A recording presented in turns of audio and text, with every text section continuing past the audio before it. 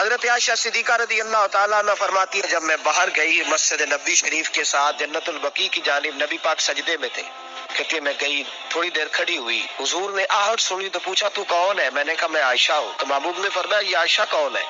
میں نے کہا یا رسول اللہ میں آپ کی زوجہ، یا رسول اللہ میں ابو بکر کی بیٹی۔ تو نبی پاک نے فرمایا یہ ابو بکر کون ہے؟ حضرت عائشہ کہتی ہے میرا کلیجہ پھٹنے کو آیا، میں وہاں سے پریشان حال واپس آئی، تھوڑی دیر گزری تو نبی پاک تشریف لے آئے، تو حضور صلی اللہ تعالیٰ علیہ وسلم نے مجھے پریشان دیکھا تو کہا عائشہ کیا ہوا؟ کہا حضور آج وہ ہوا ہے جو کبھی نہیں ہوا۔ حضور عجیب بات ہے، میں گئی ہوں، آپ نے پوچھا کون ہے تو میں نے کہا میں عائشہ کا۔ عائشہ کون؟ آپ کی زوجہ۔ فرمایا زوجہ کون؟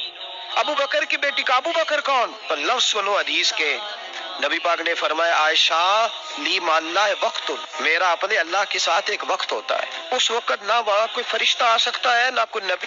تو کہا یا رسول اللہ پھر وہاں ہوتا کون ہے؟ تو حضور فرمانے لگے ایک میں ہوتا ہوں، دوسرا میرا رب ہوتا ہے۔